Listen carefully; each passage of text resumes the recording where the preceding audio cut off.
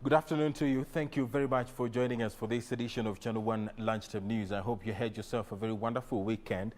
My name is Edward Kabasa. Let's take a look at some of the stories we have for you this afternoon.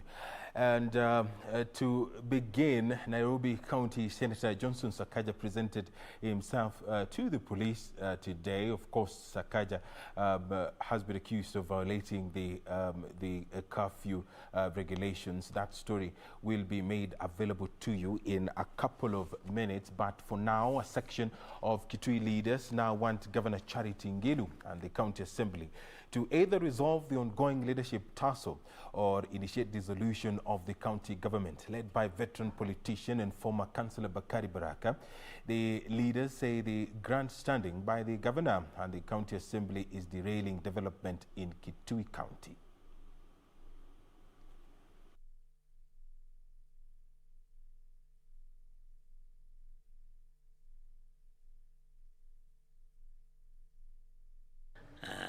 Hizo siasa tunaona zinatupoteza, sababu hatuna maendeleo. Maendeleo ni vita na matusi mengi sana. Hiyo miaka miwili inabakia ni miaka ambao ni miaka ya hatari. Hatujui corona itachukua muda gani. Biashara zinakwama. Ukija Kitui hakuna biashara, watu wote wamekuwa maskini. Na asike watu yake, mbunge yake, msiasi wakae chini wajadiliane bila watasaidia Kitui. Sasa imepita miaka 3, hakuna kitu imefanyika. Residents of Maralal Town in Samburu County have welcomed the Residents of Maralal Town in Samburu County have welcomed the construction of the first ever modern market in the county. Speaking during the launch of the project in Maralal Town, Samburu County Governor Moses Lenol said the 2-story structure is being built courtesy of the World Bank through Maralal Town Municipality program at a cost of 53 million shillings. Residents of Maralal Town in Samburu County have commended the county government for considering the plight of traders, especially women, who have been selling their goods in an unconducive environment outside the old Mira market. Furahia ile kazi inafanywa hapo sokoni, ambaye ni kitu ambaye tunarushia Mungu asanti, sababu watu wetu walikuwa wanaumia kwa maparanda, kwa kuuza vitu zao na fumbi, na tunafuraha sana kuona ya kwamba hawa wakina mama ambao wanakaa hapa wamekaa zaidi ya miaka 20 wanaangaliwa na wanapewa haki zao kama watu wanaoishi katika Maralal Town. The old building whose stalls is being demolished to create space for construction of an ultra-modern market. They expressed optimism that contractors will build an all-inclusive building by taking into consideration the plight of persons living with disabilities. Samburu County Governor Moses Lenol said the 2-story building will have capacity to accommodate traders and ease revenue collection. It's costing about 50 million, a 2-story building with all the amenities that goes with the market.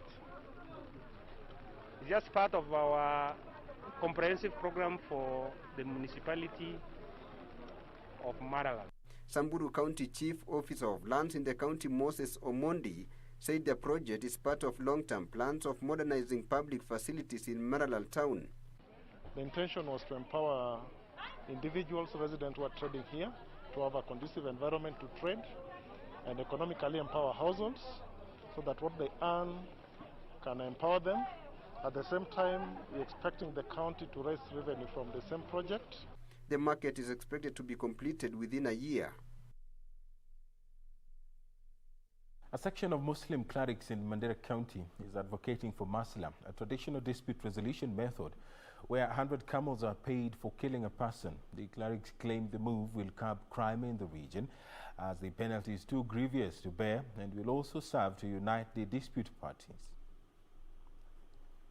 Muslim clerics drawn from Mandera County have agreed on strengthening masla, a traditional dispute resolution mechanism to curb crime and end violence and interclan flare-ups in the region. The mechanism requires that a person found guilty of any crime will have to pay at least 100 camels to the affected family. Ulama has laid down, now it is valued, has went down. For example, each camel was valued to 10,000. So a person is killed, a man, each camel was estimated to be 10,000. So 100 camels will be 1 million. Hiyo ni muhimu sana na tunaunga mkono kama sisi na wazee kuanzia leo. Hiyo nidhamu ni mzuri sana kwa sababu hii tukichukua tunaamini kwamba inakomisha mambo ya conflict. Mandera Chief Executive in charge of Health Mohamed Sheikh, who presided over a one-day symposium in Mandera town, noted that masla can be useful, however, especially for minor offenses if it is regulated. What the elders are now doing is to listen to those presentations from the religious leaders, whether it is in conformity or whether the traditional justice system of the Somali Khair or Maslaha is in conformity with the obligatory compensation mechanisms in our religion. The region has been hit by frequent inter-clan clashes in the past, leading to loss of lives and property. Purity Museo, Channel 1 News. Over 1,000 people living with disability from Nyandarua West Sub-County have benefited from food donations from a group of professionals from the area. The donation was distributed across all the 4 wards, courtesy of the Oljoro Orok Development Forum. According to the group chairperson, James Kiamru, the group is using the outreach program to sensitize beneficiaries on precautionary measures to take to prevent COVID-19 infection. Oljoro Orok Development Forum has reached out to people living with disabilities and vulnerable persons in Nyandarua West Sub-County, donating foodstuffs including maize flour, rice, cooking oil and salt. Group chairman James Kiamru noted persons living with disability are among the worst hit by the COVID-19 pandemic as they lack food supplies and medical attention. Kwa zile michango tumefanya tukitaka kusaidia kwanza waathiriwa wa COVID na especially wale watu wako na disability, the people living with disability. Sababu tunaona kwa wakati kama huu hawana njia kujimudu kwa vyovyote. Bataru Kariuki, a member of the group, says they're using their diverse skills to pursue socio-economic development projects with the aim of empowering their community. Sisi tumeshikana kama watu wa kutoka hapa Oljoro Orok kuja kusaidia wale walemavu na wale watu ambao wameathiriwa kwa njia mbalimbali, kuja kuwasaidia kwa sababu kama mnavyojua wakati huu wa corona kuna matatizo mingi sana na hasa ile ya kukosa kama chakula. If you're just joining us, this is Channel 1 Lunchtime News. We're taking a short break, but a quick reminder here. The Senator for Nairobi County, Senator Johnson Sakaja, did present himself to the police. He denied being on the run. But most importantly, the senator has resigned as the chairperson, Senate ad hoc committee on COVID-19 situation in Kenya. Those details are trickling in here. Of course, we'll make them available to you on our Twitter handle at KBC Channel 1, and hopefully before the end of this live broadcast. So, of course, you can continue interacting with us on Facebook, KBC Channel 1, on Twitter. My handle is at Kabasa. Don't go anywhere. We'll be right back.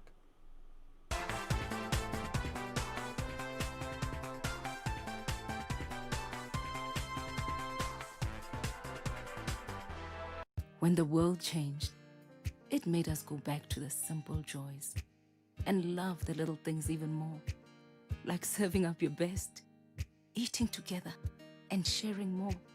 Now, we'll take nothing for granted and always remember to taste the simple joys.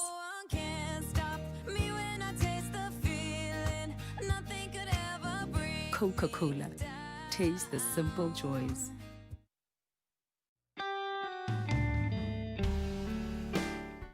Hamjambo wa Kenya wenzangu. Mimi ni Mheshimiwa Mize. Ninalotaka kuambia ni kuwasihi ya kwamba corona iko. Na ili tupigane nayo na tuishinde, ukitoka nje, ukifika kule nje, kuna hata maji yamewekwa nje na serikali. Unanawa mikono kwa maji na sabuni. Na maji yenyewe yawe ni yale ya kutiririka.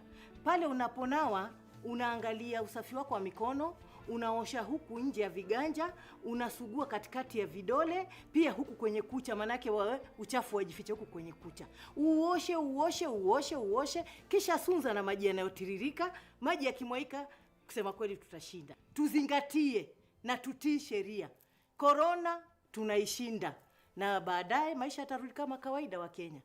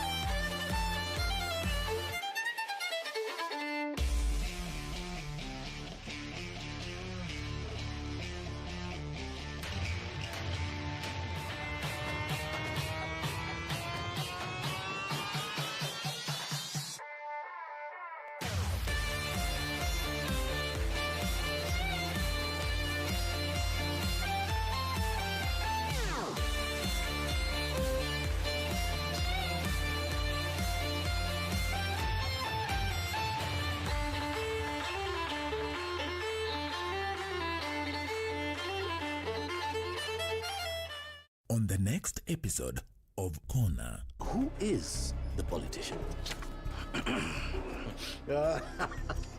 Akopoa kweli. Niulize hivyo. Sema kweli amekuwa ni kama hayuko poa, ni kama hakuna mafikira mobi, yani unajua. Hayuko kwa mazoezi tena. Be careful, Ayira. About what? The people that you think are your friends. Again, Walter. Stop pretending to be one. Get something straight. There are many things I would tolerate, but disrespect isn't one of them.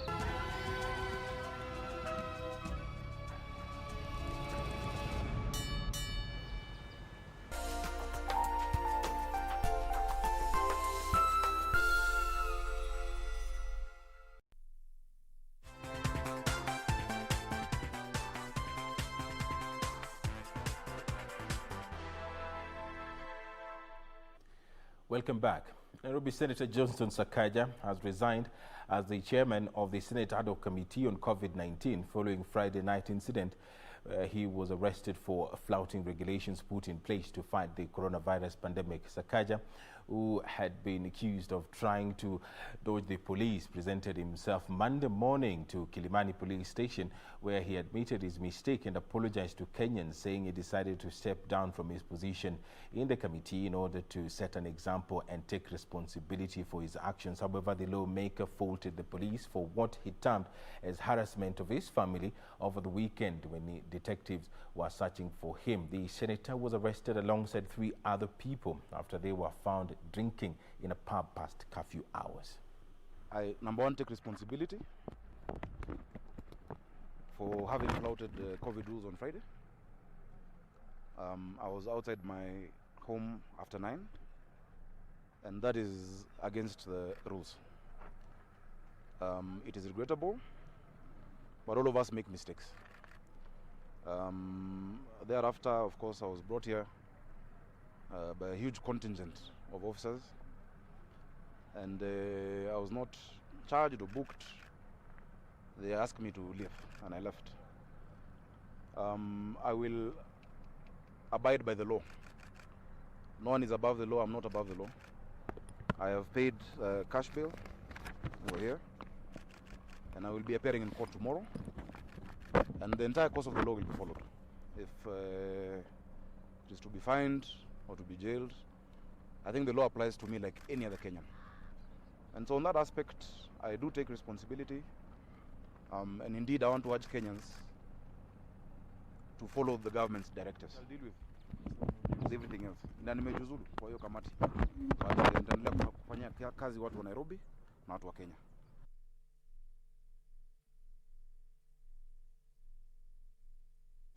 In other matters, Embu County Women Representative Jane Wanjiku has called on Kenyans of goodwill to move swiftly and help equip youth who have been greatly affected by job losses during the COVID-19 pandemic.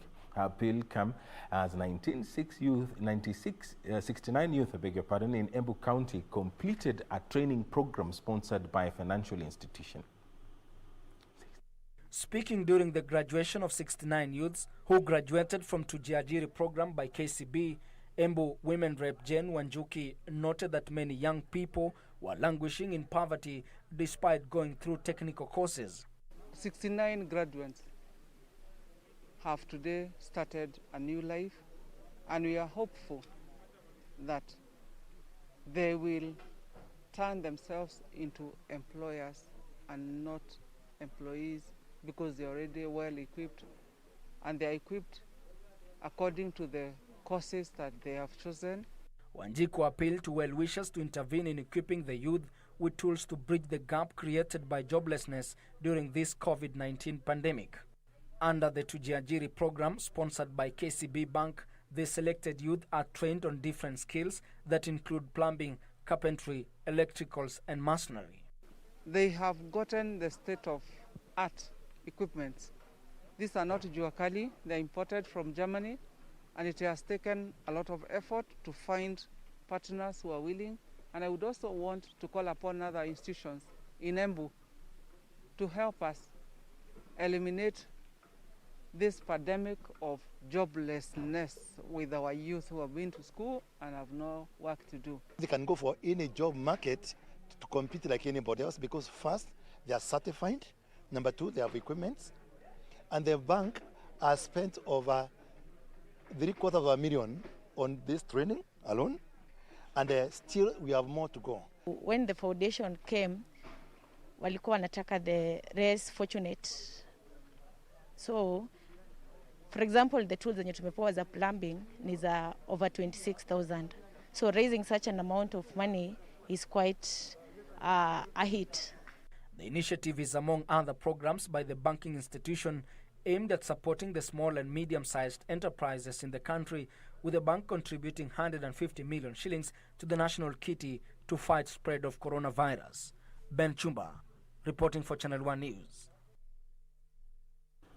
Nigeria's Foreign Affairs Minister Geoffrey Onyeama has tested positive for COVID-19, the respiratory disease caused by coronavirus. Onyeama announced in a tweet on Sunday that he would be isolating at a health facility. He took the test following a throat irritation, one of the symptoms of the disease. There are now over 700,000 coronavirus infections in Africa, with almost 15,000 deaths reported.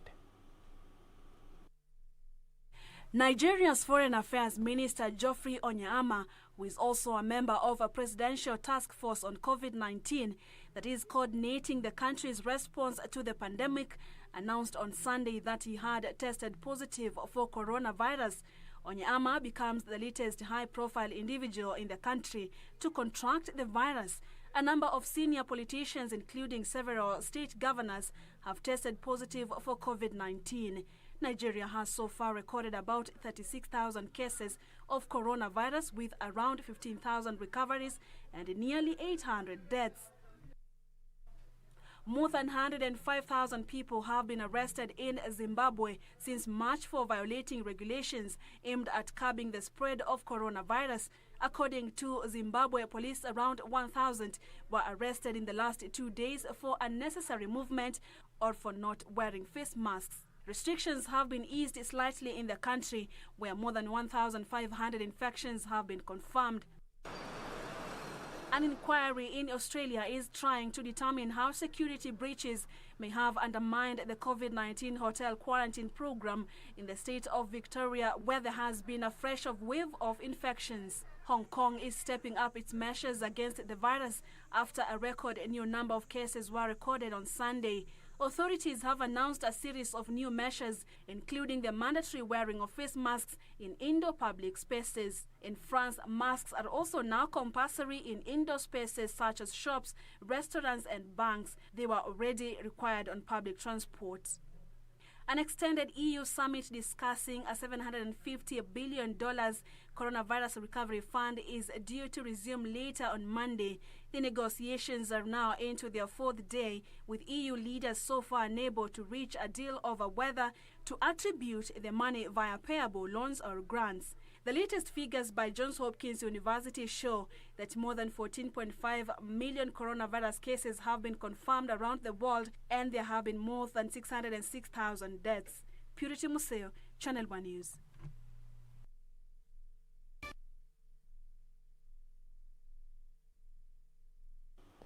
And back home, Kiambu Governor James Nyoro has warned contractors doing shoddy work in the area that they will face the consequence of the law. Speaking while launching a 1.8 billion shilling urban development project in Ngoliba, Nyoro said the people of Kiambu County must demand quality in the utilization of resources and that there will be no room for shortcuts and pilfering of public funds.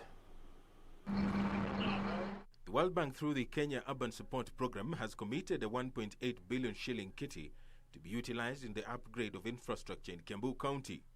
Governor James Nyoro, in launching the program, sounded a warning to contractors eyeing the lucrative deal. Sisi hatutalipa kwa sababu mumetoa certificate. Tutalipa hii kazi kwa sababu hawa watu watakuwa wametuambia hiyo barabara imetengenezwa vizuri, hiyo mataa imetengenezwa vizuri. 1.8 billion shillings will be spread out in 6 Kiambu County municipalities, among them Ruiru, Kiambu, Karuri, Kikuyu, Ngoliba and Limuru. Na hii project tungetaka iishe within the next 9 months, isimalize mwaka mmoja kabla haijaisha. Among the projects to be funded in the 2020-2021 financial year is the rehabilitation of various dilapidated roads within Thika Town, a project that aims to decongest the former industrial hub.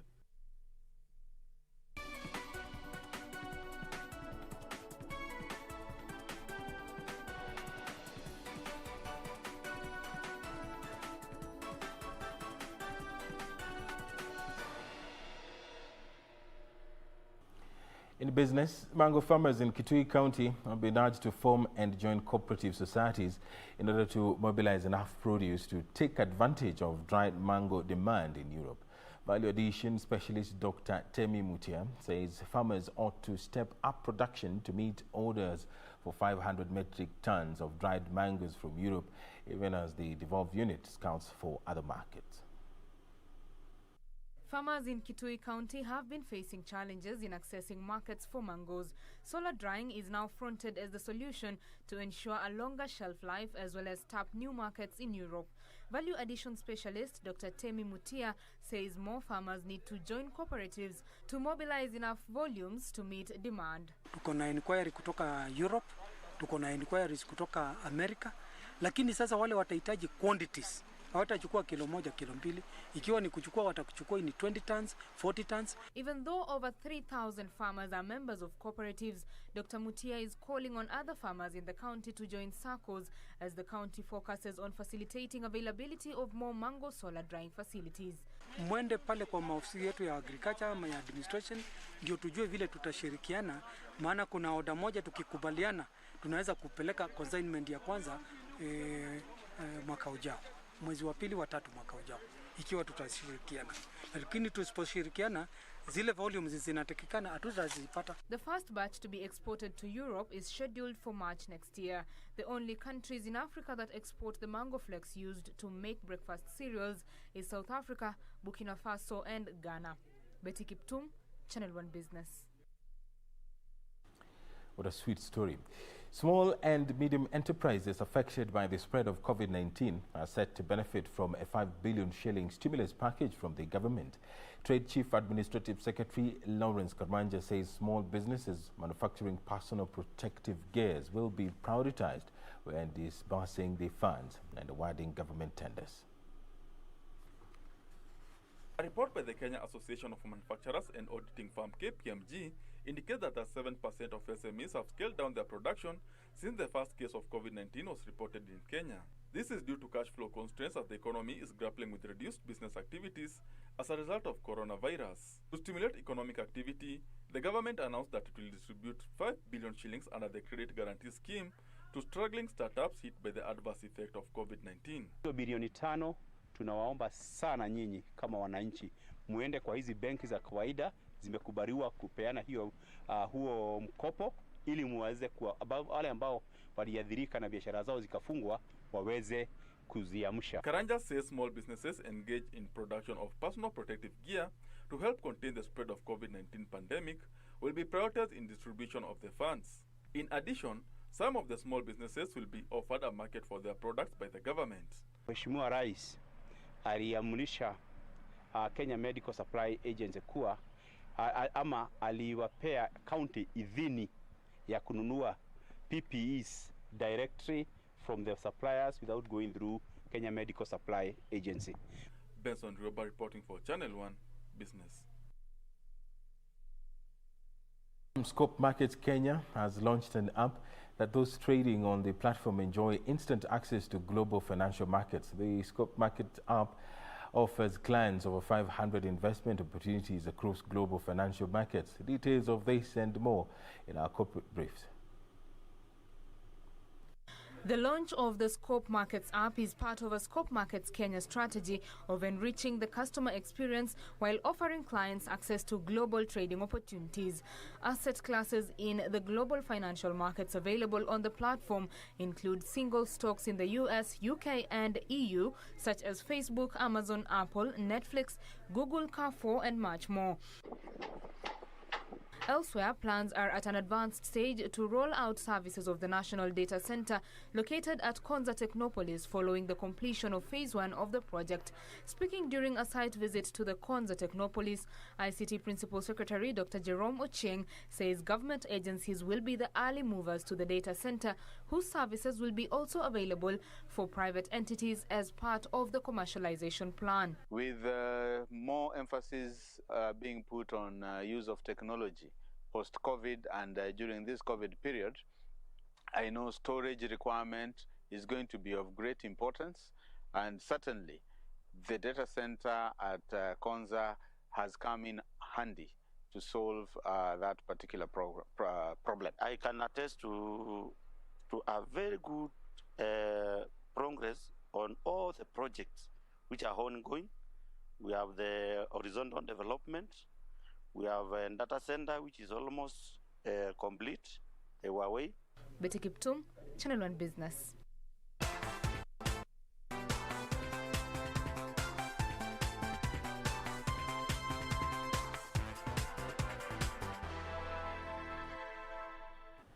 Let's take a look at other stories we're also following for you this afternoon. Kenyans have been warned against lethargy in observing the Ministry of Health measures on fighting the coronavirus pandemic, as the cases in the country are now at an alarming rate. Health Chief Administrative Secretary Dr. Rashid Aman says the country has not reached its peak of infections yet, noting the cases are likely to soar going forward, which calls for high personal discipline. Dr. Aman was speaking during the groundbreaking ceremony for a specialized COVID-19 treatment facility funded by the United Nations in partnership with the Nairobi Hospital. Efforts to boost the country's health sectors to effectively respond to the rising numbers of COVID-19 infections have received a jerk. The United Nations, in conjunction with a Nairobi Hospital, with the support of the national government, has embarked on the establishment of a specialized treatment facility for COVID-19 patients in critical condition. We now have full-blown community transmission, and modeling projections predict peaking sometime in August or September. This venture is very timely, and I hope that it will be up in place and operational by the time we begin to see these increased numbers. This means that COVID-19 patients will be managed at autonomous dedicated facilities at Silver Springs Hotel and here at the COVID-19 treatment facility. Non-COVID-19 patients will be managed at the main hospital across the road. The government is building more facilities. So this is put it as a specialized hospital, as the most difficult cases. So you have a lot of other hospitals you can go, but you get to a stage which your critical care, which none of the hospitals can provide, is the last point of call. The 1.1 billion shillings project, which consists of a 150-bed capacity, including 25 ICU and 50 HDU beds, an operating theatre, laboratory as well as radiology diagnostics is expected to serve both the UN personnel and Kenyans. Foreign Affairs Cabinet Secretary Ambassador Rachel Omamo assured UN of the ministry's support and commitment towards facilitating its work in the country. They will ensure that when COVID is over, that the material that they have provided, the machines, the equipment, will remain right here in Kenya, right here, so that it can continue to be used for the benefit of our population. The project is expected to be complete in a maximum period of 8 weeks. This comes even as the Ministry of Health warned of more COVID-19 infections in the coming days. Kamche Menza for Channel 1 News.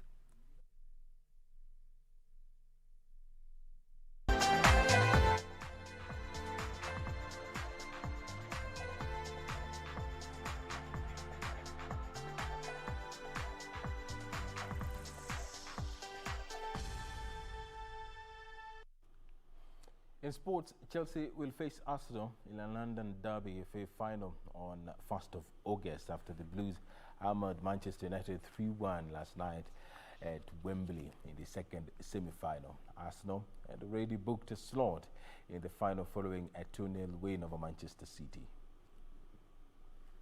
Manchester United coach Ole Gunnar Solskjaer reached his usual FA Cup keeper Sergio Romero to keep faith with David De Gea, but the experienced Spain international produced two horrendous errors either side of halftime to gift Chelsea 2 goals. De Gea made a flimsy attempt to deal with Olivier Giroud's flick in first half stoppage time, then weakly fumbled Mason Mount's tame 20-yard shot into the net moments after the restart. We're with him now, Aspilicueta though, Giroud at the near post. It's 1-0.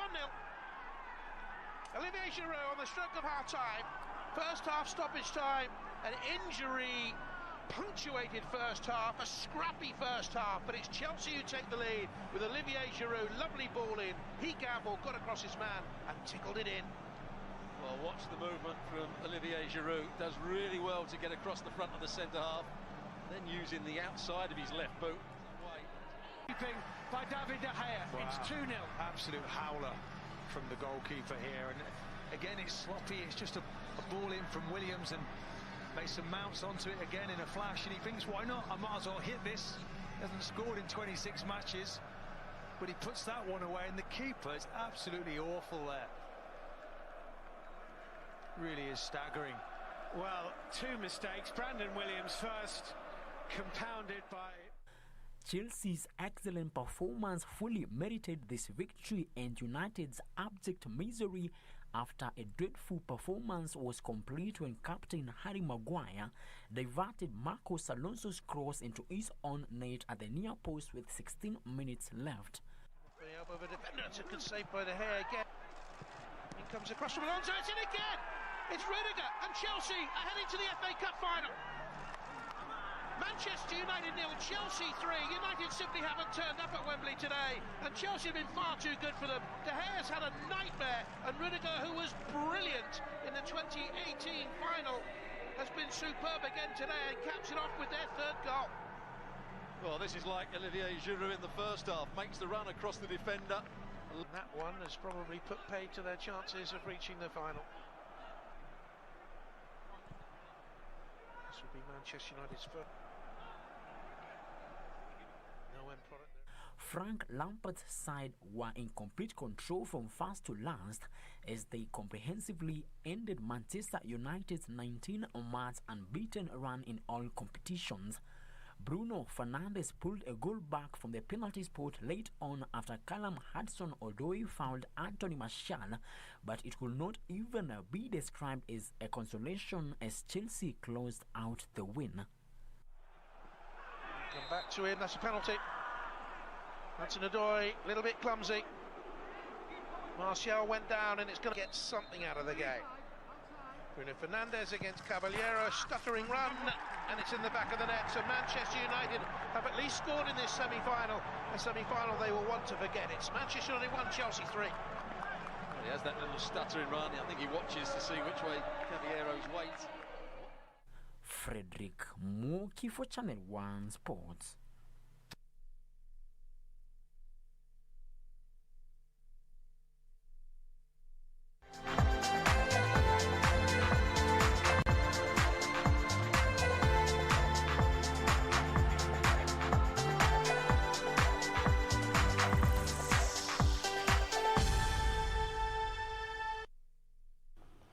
That does it for us for this edition of Channel 1 Lunchtime News. And of course, KBC Channel 1 will be bringing you the final of the FA Cup on 1st of August. Be sure to catch that right here.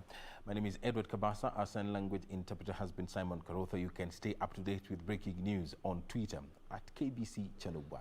Good afternoon.